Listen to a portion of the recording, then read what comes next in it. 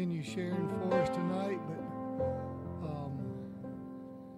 we are going through the life of Christ. But if you've missed anything, I highly recommend. I take notes, but go back and catch up. This is so far. We got a little ways to go, but so far this has been great, Brother Pat.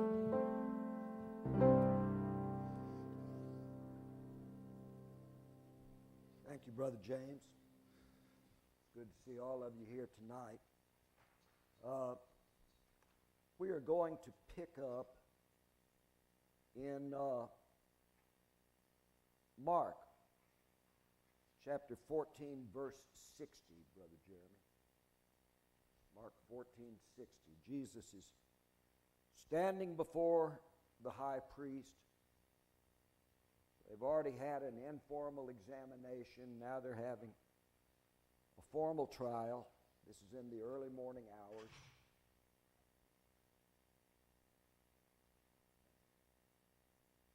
And they have already brought up the charge that Jesus had said, I will tear down this temple and rebuild it in 3 days. But Mark says that, they have to have 2 or 3 witnesses to condemn someone. And Mark said that their witnesses did not agree together. So, that's in verse 59. So, somebody must have said, well, he didn't really say he would tear the temple down. He said if we tore it down, then he would rebuild it in 3 days. And then another guy said, well, yeah, but I heard him explain that to others afterwards, and he said he meant the temple of his body, whatever that means. And so their witnesses did not agree together. And since that was the only charge they had on him, and they brought him in after midnight to face these charges illegally, they can hardly let him go. Verse 60 says, and the high priest stood up in the midst and asked Jesus this question. Answerest thou nothing? What is it which these witness against you? But Jesus held his peace and answered nothing.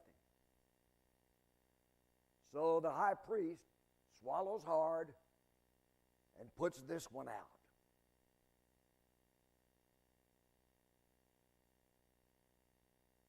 And he says to him, are you the Messiah, the Christ, the Son of the Blessed? Now there's the question. Nobody's ever heard Jesus say this about himself, except the woman at the well up in Samaria.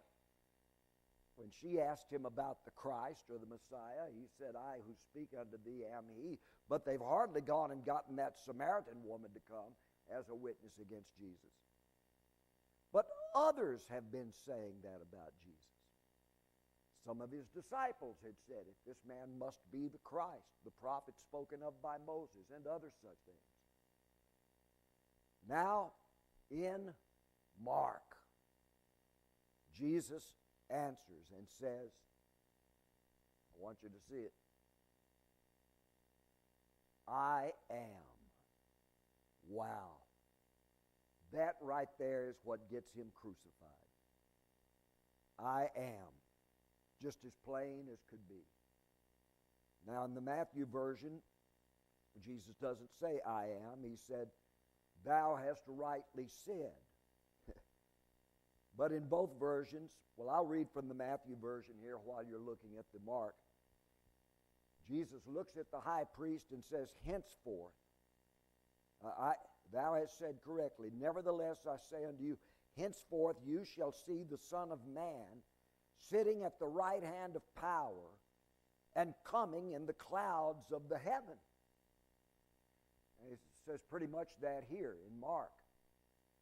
Henceforth, meaning after this, after all this is over, you're going to see the Son of Man. Now, Jesus has said this 2 times before, once to his disciples, when he talked about the sign of his coming.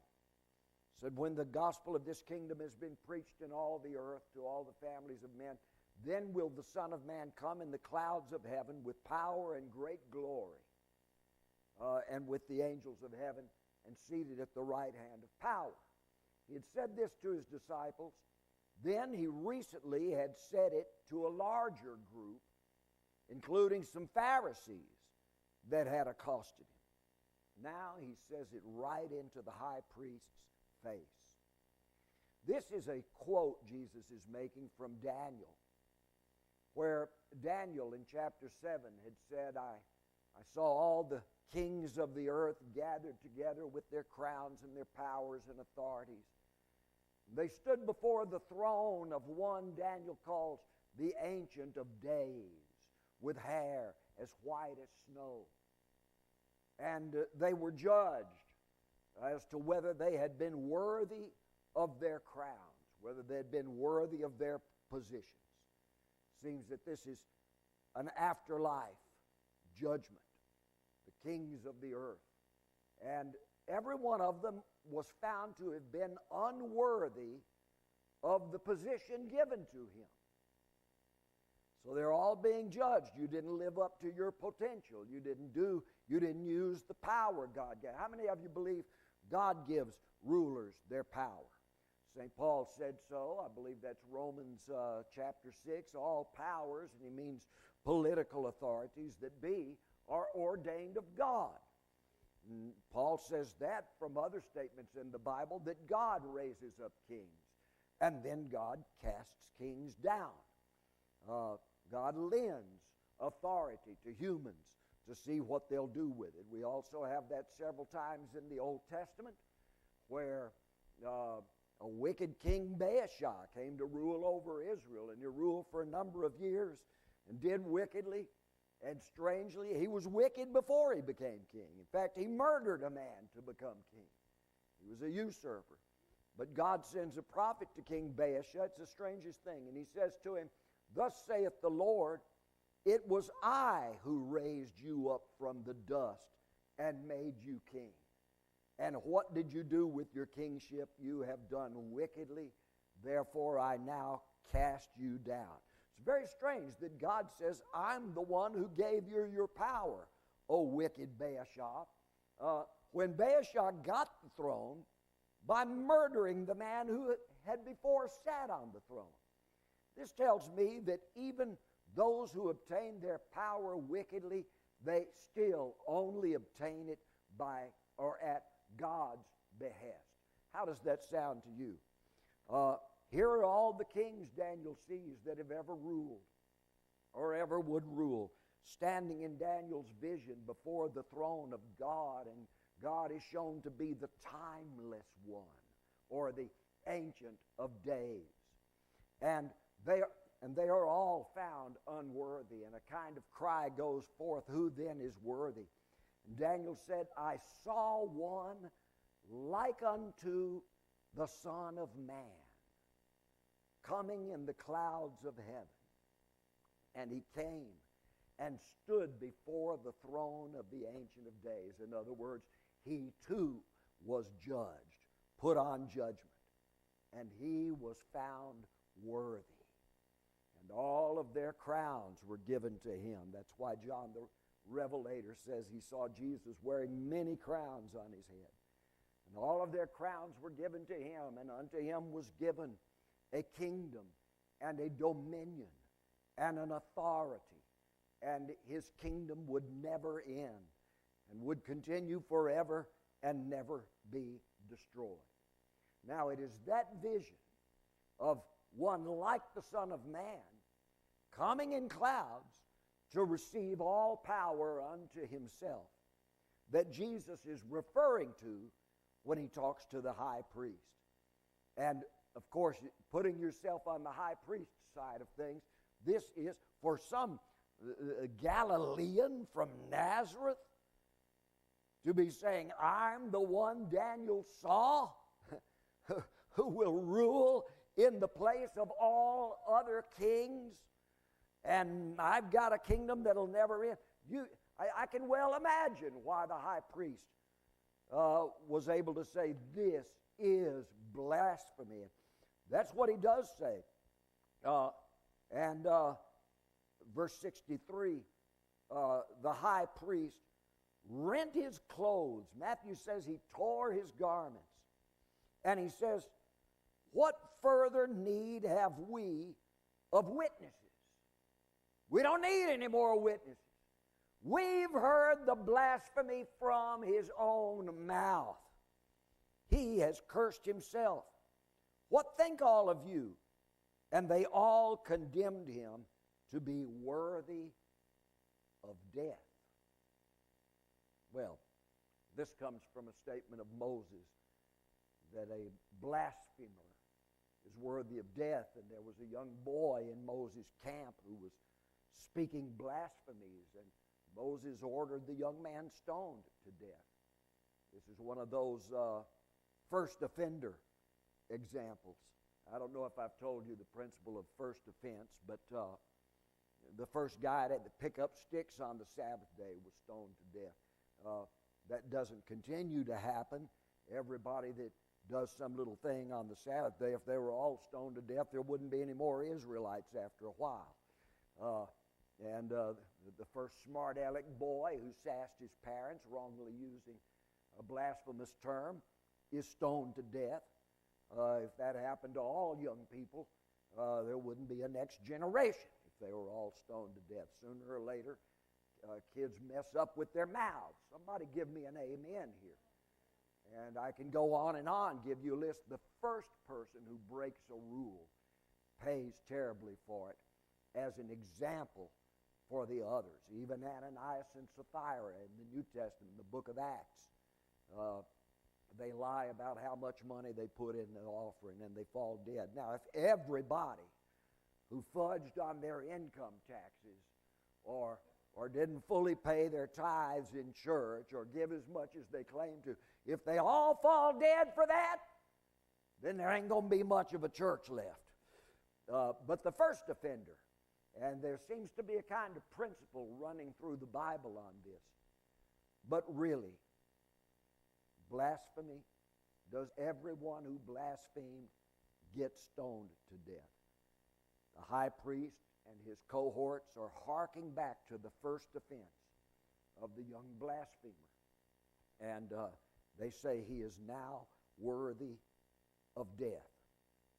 And some began to spit upon Jesus and to cover his face.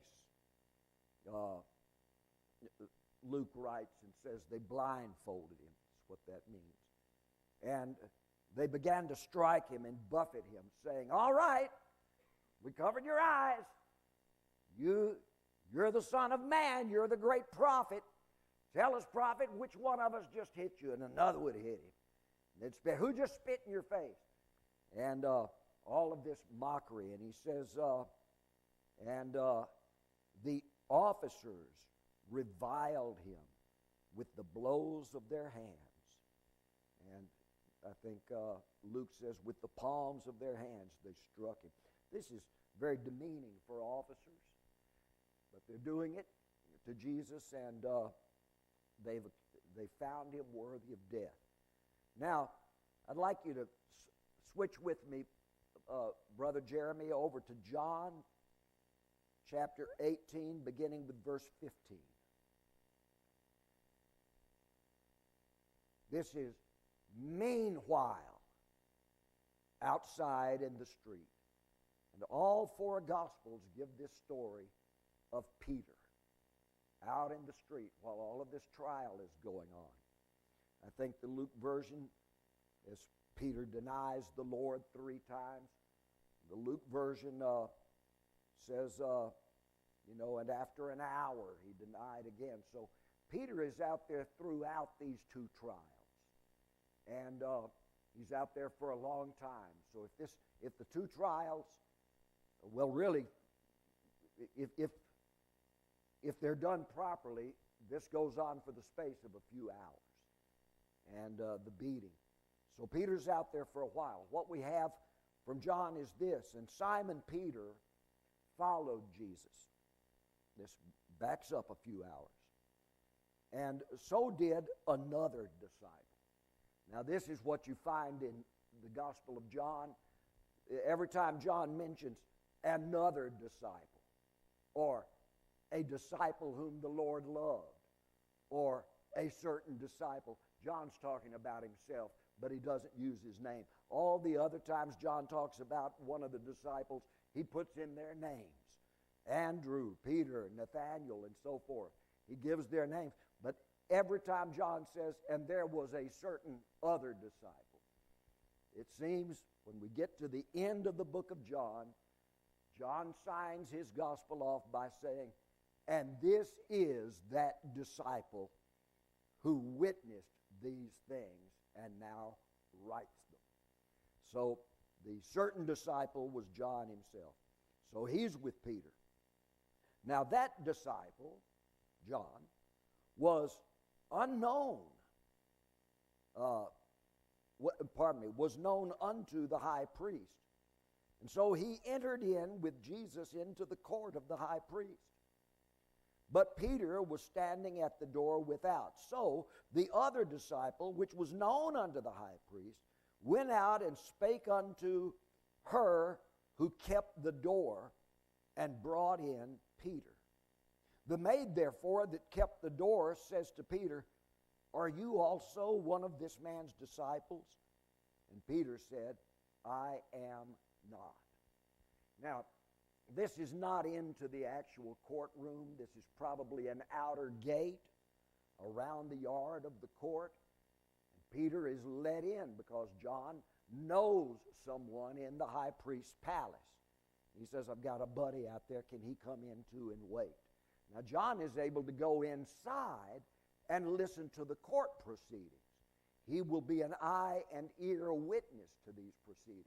Peter is waiting somewhere between the outer gate and the inner door. And he's out there, and we're told that it's cold. And Peter has just denied the Lord one time. I am not one of his disciples. Now remember, a few hours earlier at the supper table, Peter had told the Lord, I'll never deny you. I'll never turn away from you. Jesus had just said, I've chosen you 12 and one of you is a devil. And everybody looked at Peter, and Peter said, it won't be me. I'll tell you, I've got a sword. I'll fight for you. And Jesus said, put up that stupid sword. Just use those defensively. 2 swords is enough for the group of you. Don't use them offensively. You don't need to fight for me. And by the way, Peter, you're boasting so much about your love for me. I'll tell you, before the rooster crows in the morning, you will have denied me 3 times. So boom, bingo, there's one. Now, the servants, I'm in verse 18, the servants and the officers were standing there, having made a fire of coals, for it was cold, and they were warming themselves. And Peter also was with them, standing and warming himself. It's dark. There's a fire. Peter's all by himself, and he sees these guys have a fire. They're officers of the court police, soldiers of the court, and others are standing there by the fire. And Peter kind of eases up there among them, trying not to be noticed, and puts his hands out. Nobody seems to mind him being there. But Luke tells us he stands there for an hour. Now, the problem with warming yourself by someone else's fire, if you're going to stay there, you have to kind of nod at their jokes and maybe even laugh at some of their jokes. Problem is, you've got to kind of go along with their conversation. Somebody says something, punches you in there. Yeah, what do you think about that, pal? And Peter has to answer. And the way he answers shows them his regional accent. He's a Galilean. You can't go warm yourself by someone's fire if you don't join in with their spirit. Better for Peter to have gathered his cloak around him and stood in the cold waiting. But of course, here's what happens. Verse 25, now Simon Peter was standing and warming himself. I'm jumping up to verse 25. standing and warming himself. And they said therefore unto him, aren't you also one of his disciples? And he denied second time, saying, I am not. Now, right here at this point, there are more details added by Matthew, Mark, and Luke. And all three of them have another damsel showing up. Or one of them does, and the other two make it sound like it's the same young lady. But she comes up and says, you know, I've been looking at you. I've been thinking about you. You are one of his disciples. I've seen you with him. And the way you talk shows that you're from Galilee. Your speech betrays you. You're a Galilean. And she's real adamant about it. Now, you can read those other versions. I'll just finish the John version, verse 26. One of the servants of the high priest, being a kinsman of him whose ear Peter had cut off, said, did not I see you in the garden with him? And Peter therefore denied again, and all of a sudden, that rooster begins crowing. Now, I've lived on enough farms in different places around the world to tell you that roosters don't crow just when the sun comes up. They'll start crowing after midnight. They'll crow whenever they want to. Usually after midnight they'll start it up. They're strutting their stuff, you know. And but this one doesn't crow until just the moment God touches him, when Peter has denied 3 times. Got a little children's song in Spanish about the rooster. You want to hear it? Yo soy el gallo más gallo que vive en la gallinera. Yo grito kikiriki y todo el mundo se amanece. Well, did you enjoy that? It's all about a strutting rooster. And he says, I am the toughest, meanest rooster in this whole hen yard. I control everything. All I've got to do is holler cock-a-doodle-doo, and the sun comes up. Well, this one cried cock-a-doodle-doo for another reason. I want you to skip with me now to Luke chapter 22, verse 66. Luke 22, 66. Luke gives the longer version of this. And as soon as it was day, the elders of the people and the chief priests and the scribes came together and led Jesus into their council, saying, if thou art the Christ, tell us. But he said unto them, if I tell you, you will not believe. And if I ask you, you will not answer. If I ask you, if you think I'm the Christ, you're not going to answer. He's got good reason to ask them. Because, as John tells us, they've already made their mind up. This man must be the Messiah. But they've said, yet we won't accept him because he's not the kind of Messiah we've been looking for. They're actually plotting against their own beliefs that Jesus is the man sent from God and has fulfilled many of the Scriptures. Jesus goes on and repeats this, but from henceforth shall the Son of Man be seated on the right hand of the power of God. And they all said, art thou then the Son of God? And he said unto them, you say that I am, don't you? You say so about me. And then they said, what further need have we of witness? For we ourselves have heard from his own mouth. Now, this is in another room. It's pretty much the same as what had happened in the court.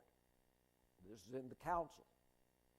Now, skip with me to Matthew chapter 27, beginning with verse 3. Matthew 27 and 3. I hope this is interesting to you. Trying to give us a step-by-step, play-by-play. Matthew and then Luke, in a short little paragraph in the book of Acts, those two are the only ones that give this story about Jesus. And let's just read it. In the meantime, We've got Jesus being taken from room to room, being judged. We've got Peter outside denying Jesus. And in the same meanwhile, let's see what's been going on with Judas. Then Judas, who betrayed him, when he saw that he was condemned, he repented himself and brought back the 30 pieces of silver to the chief priests and elders, saying, I have sinned in that I betrayed innocent blood. But they said, what is that to us? See you to it yourself. And he cast down the 30 pieces of silver into the sanctuary and departed. And he went away and hanged himself. Now, we can go into some long question and answer discussions on whether Judas got saved at this point. It seems that he didn't intend for Jesus to be condemned. He wasn't trying to turn Jesus over to be killed, not according to the Matthew statement. He thought that Jesus was about to get himself into trouble with the Romans, and he wanted the high priest and them to arrest Jesus and hold him out until things calmed down and then listen to him. Maybe Judas thought that. When he saw that they've condemned him to death, this is not what Judas bargained for. And he seems to repent in some way. Maybe not in every way, because Luke has St. Peter talking about Judas in some really terrible terms, which we'll read in a minute. But at any rate, he suicides. Now at this point, someone said, well, suicide is a mortal sin. No one who commits suicide can go to heaven. I don't know about that. I even heard one guy argue that if Jesus stayed on the cross and he could have come off, therefore Jesus suicided by allowing himself to be crucified.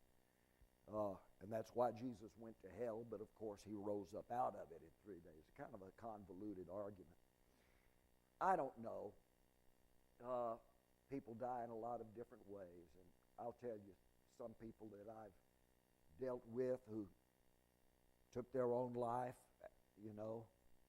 sadly, we're just very much disturbed. And I'm just not going to make a personal rule about it. If you've got a loved one who suicided, it kind of depends on them and God what the reasons were for, and don't despair over it. Judas does, though, in great consternation. He hangs himself, and the chief priests took the pieces of silver and said, well, it's not lawful for us to put them in the treasury since it is the price of blood. Well, Judas didn't want it to be the price of blood, did he? When he found out that he had been paid to turn Jesus over to them to be killed, he didn't want it.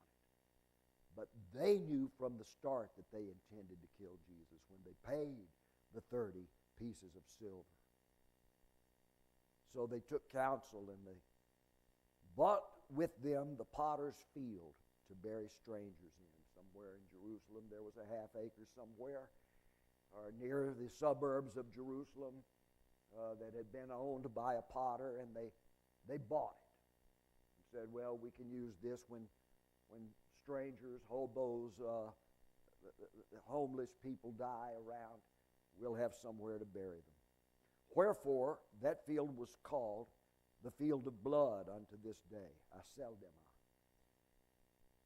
Then was fulfilled that which had been spoken by Jeremiah the prophet, saying, they took the 30 pieces of silver, the price of him that was priced, whom certain of the children of Israel did price, and they gave them for the potter's field, as the Lord appointed me. Well, I won't go into what Jeremiah's context was there, but it is certainly an interesting little insertion that we have that same business of a potter's field and 30 pieces of silver happening that was mentioned by Jeremiah ahead of time. Turn with me to Acts chapter 1, verse 18. This is Peter's first sermon, and he's talking about Judas. And Peter says, this is in the upper room just before the day of Pentecost, Peter says, now this man, Judas, obtained a field with the reward of his iniquity.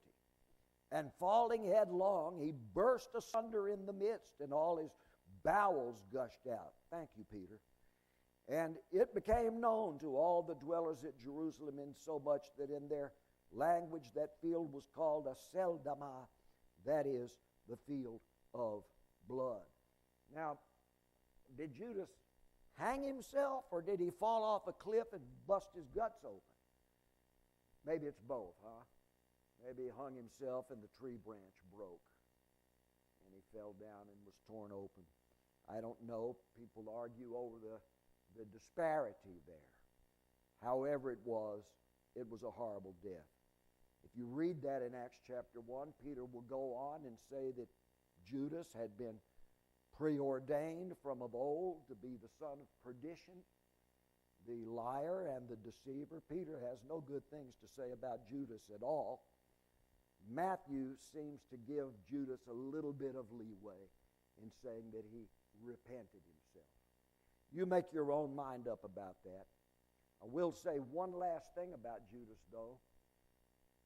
The night before, when Jesus was praying in the garden and Judas showed up with the group of soldiers and told them, here's where he comes a lot of times at night to pray, and sure enough, they find Jesus and the other disciples in the dark. In three versions, Jesus looks at Judas and said, and Judas comes up and kisses him on the cheek. Judas said, do you betray me with a kiss? But in the Matthew version, Jesus looks at Judas and says, friend, have you come to betray me? And I just think it's very interesting. And I've looked back at the ancient version. That word friend is there. Jesus calls Judas friend, even knowing what he's doing. I just find that an interesting thing to ponder about. All right. Maybe if even Judas can be called friend when he's doing such a mistaken thing, maybe the Lord will look on poor me and call me friend one day. We're going to continue with John chapter 18, verse 28. John 18:28. Yeah. They led Jesus, therefore, from Caiaphas to the palace. Now, this is the Castle Antonia. It's a Roman building near the temple, kind of down the street, they think, across the street and a few lots down from the high priest's palace. And this is the Roman governmental building. And it was early, John says. They themselves entered not into the palace, that they might not be defiled.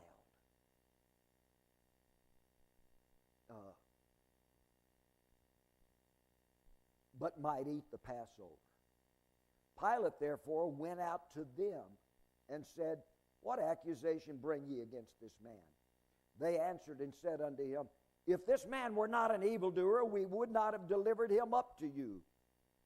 Pilate therefore said to them, well, take him yourselves and judge him according to your law. And the Jews said to Pilate, it is not lawful for us to put any man to death, that the word of Jesus might be fulfilled, which he spake, signifying what manner of death he should die. Now let's just ponder that for a moment.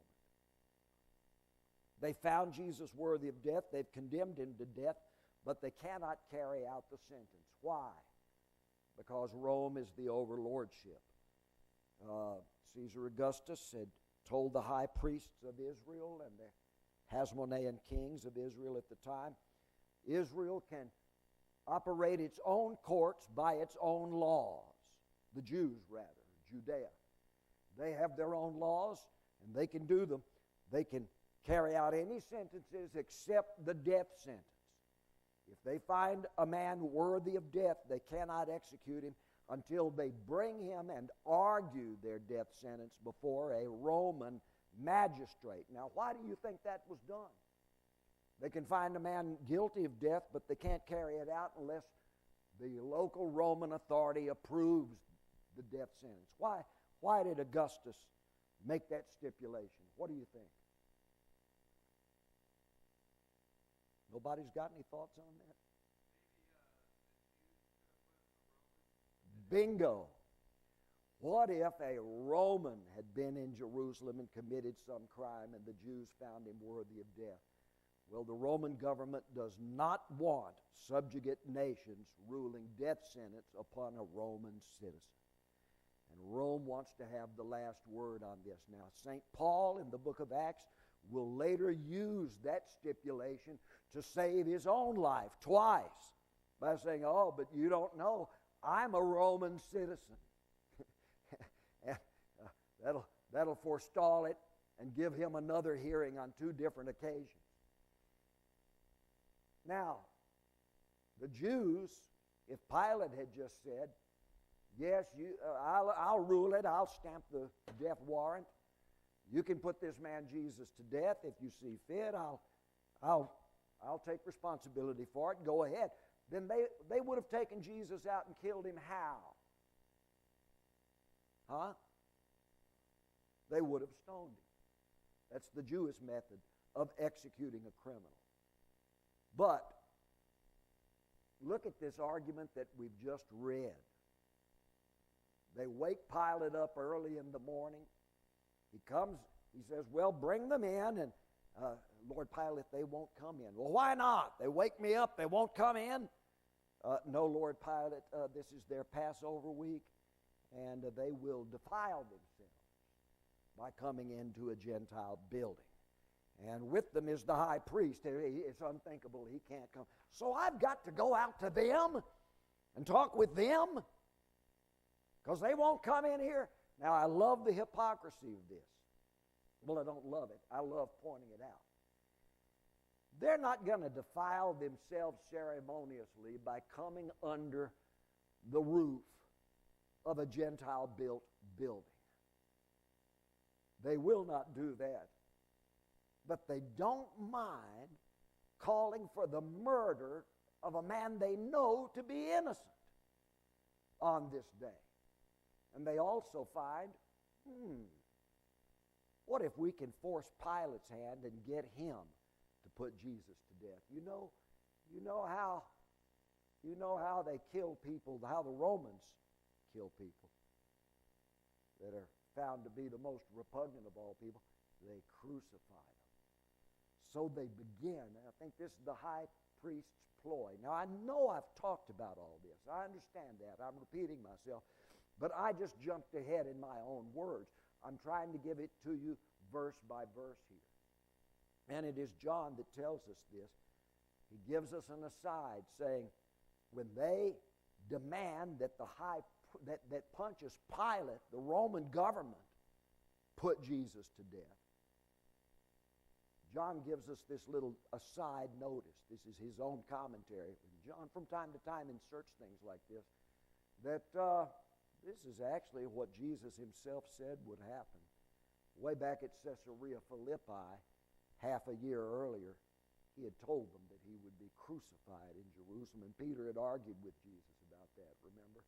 Well, now it's going to be fulfilled. Verse 33, Pilate, therefore, entered again into the palace and called Jesus. You don't mind being defiled, do you? Bring that Jesus fellow in here along with me. So there's Jesus and Pilate talking together. All of Jesus' accusers are standing outside. And during this interim, when Jesus is before Pilate, the high priest gets some of his people, say, go wake up some of our political friends. Get them to get their families. Get as many people as you can. Make sure you're not getting any of his crowd. Get our people. Get them out of here. Pilate's going to spend a half hour inside talking with Jesus. When he comes back out, he will be amazed at the crowd that is now out there.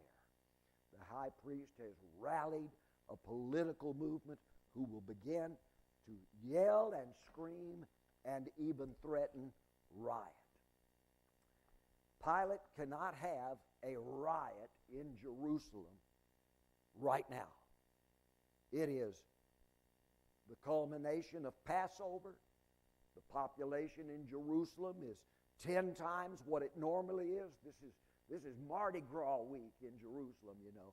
This is the Army-Navy game going on. This is, Times Square and New Year's Eve. It's just everything is packed with people. And now a lot of them are out here yelling toward Pilate's palace.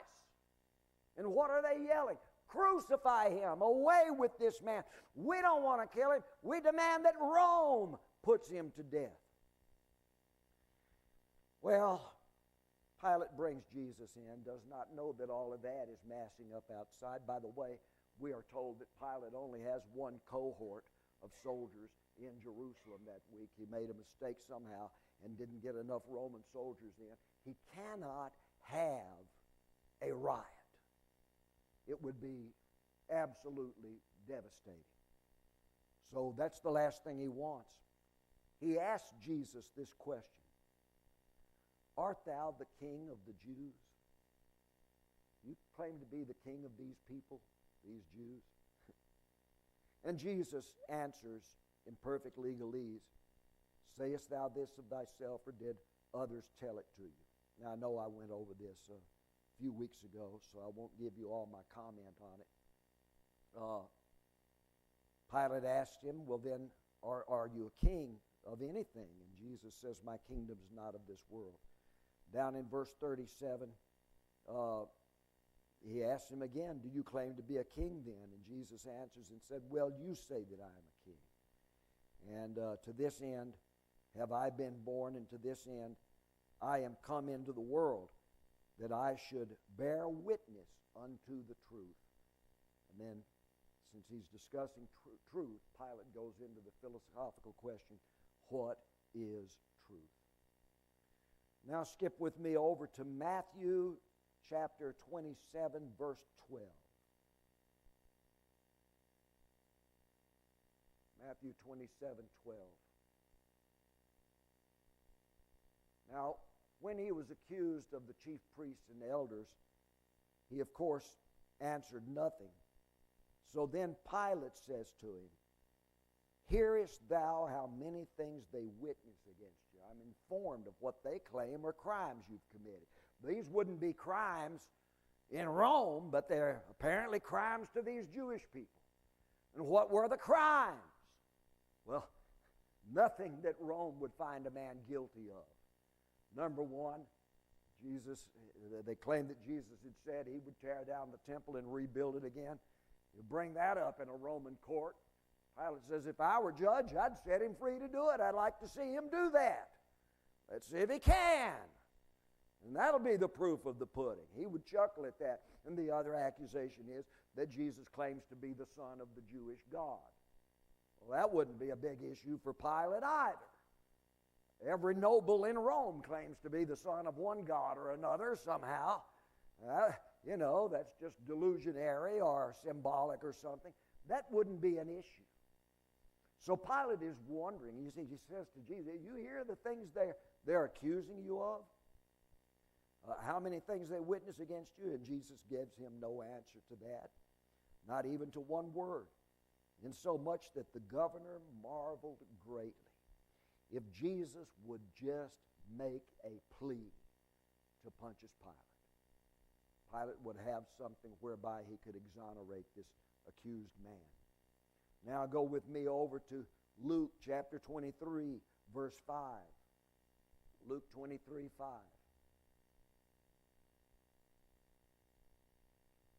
And they were the more fierce now, saying, he stirs up the people, teaching throughout all Jewry, beginning from Galilee unto this place.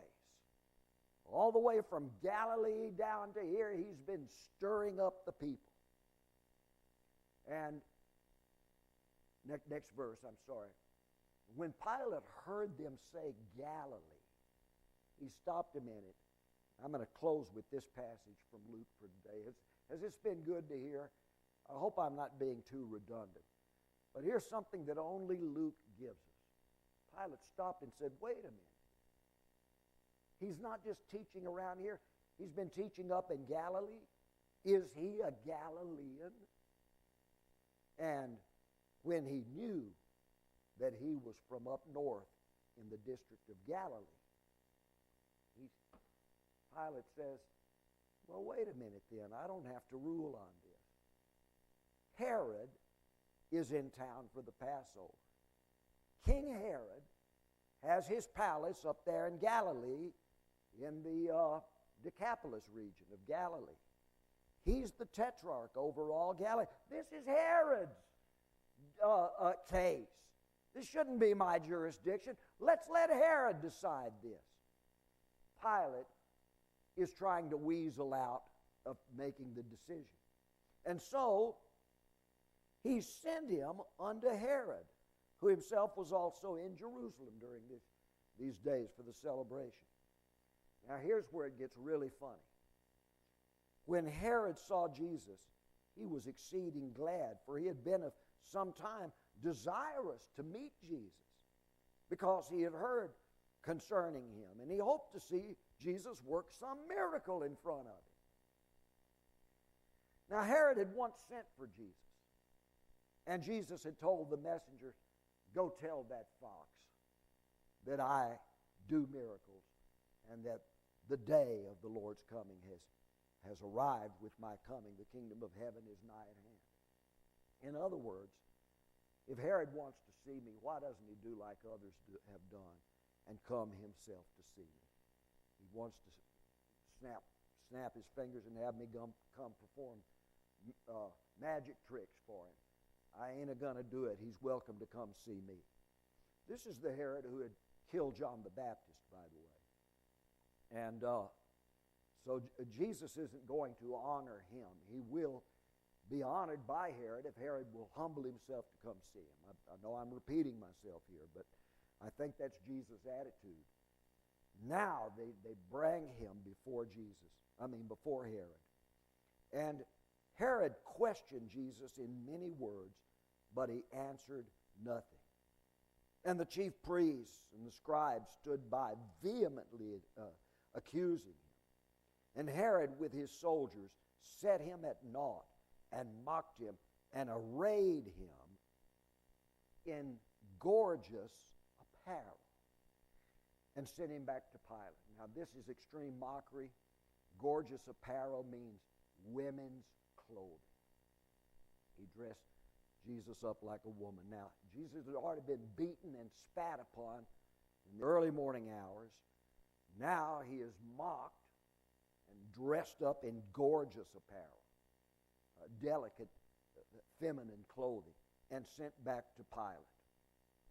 And we have this strange verse, and Herod and Pilate became friends with each other that very day. For before they had been at enmity between themselves. Herod and Pilate doesn't say Pilate and the high priest became friends. Nor does it say that Herod and the high priest became friends. There is almost always in Old Testament history, except for just a few times, been a kind of competition and resentment for each other between the civil power, the judge or the king, now the Roman authority, and King Herod, between those civil powers and the high priestly power. And that's always been a competition. Kings would fear the power of the high priest to preach a sermon to turn people religiously against the throne. Sometimes a high priest would do wickedly, and he better fear the king. And I can give you examples of this all through the Old Testament. The high priest didn't get along with either of these powers. But here is Pontius Pilate, the Roman authority over Judea, but not over the Galilee. The Herod family had been appointed by Caesar Augustus 3 decades earlier, or 3 generations earlier. They rule up there. And Pilate didn't get along with him. Also, Pilate had sent people to investigate Galileans looking for insurrectionists. There were rebels up there in Galilee who hired assassins, who acted as assassins putting to death Roman officials. That's why Pilate was sent there to try and investigate all that and run the FBI, or pardon me, the RBI, the Roman Bureau of Investigation, to find out who these murderous assassin Galileans were. And Pilate had probably been upset because he hadn't been able to get cooperation from Herod's offices up there in Galilee. We have read already that Pilate had arrested some Galileans and had brought them to Jerusalem and tried them and put them to death at the hour of the evening sacrifice to make his political statement. Pilate could be a tough guy, but he had had trouble working with Herod. Now they come together. Maybe not in mutual hatred of Jesus, maybe in their mutual despite of the high priest and his office. Both Pilate and Herod would have reason to despise the way Caiaphas is running his religious office. This doesn't mean they come together in their hatred of Jesus. It's more like they come together in their hatred of the high priest. There are already plans in Rome to have the high priesthood of Judea terminated. They will be carried out pretty soon after this. God bless you. Thank you for your attention.